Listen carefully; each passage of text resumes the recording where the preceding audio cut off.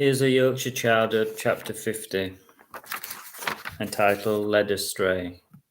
She gasped when she saw a pair of long motorcycle boots as she surprised Josh by unbuttoning her long leather coat and spiriting them inside. They disappeared within the folds of her coat as if by magic. Then she did the same again with a pair of white high heels. Gosh, thought Josh, how many pair of shoes does she need? Time to go, she whispered, and they headed towards the till. She must be wealthy buying all the goods, thought Josh, as she struggled manfully with the bulging bag. Hurry, she hissed, as he trailed behind her, huffing and puffing, doing his best to keep up. The queues were long, and Josh wasn't keen on standing for much longer. The bags were cutting into his fingers. He daren't cry out and embarrass himself. To his amazement, when they got to the till, she just kept on walking. Follow me, she whispered, and stared at him forcibly. Josh had no time to ask why. He did as he was told. Before he knew it, they were outside in the car park, and she was loading everything into a taxi.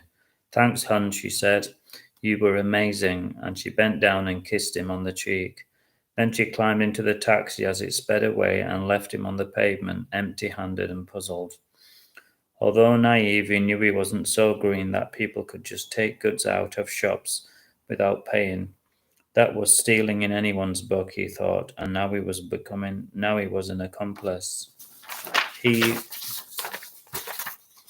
looked around to see if he was being spotted by security guards or the police, but he seemed to be in the clear. He wasn't going to stand about waiting to be arrested. A coach pulled up and a bunch of people started making their way into the store. He decided to follow them. He jostled his way back into the store.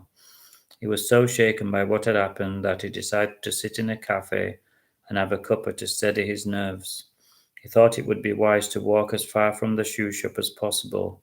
He drank his tea and went over. The strange happenings that had befallen him, he didn't know how he could be so unlucky. Maybe she's a professional thief, he thought. It was the last time he would be helping anyone with their shopping, especially angry Gothic girls. He spent the rest of the afternoon looking round the shops. It was like an Aladdin's cave for shoppers, and before he knew it, it was late afternoon and it was time to head home. Josh was relieved to see the security guards chatting away. He didn't want to make eye contact with them, and he slipped out unnoticed.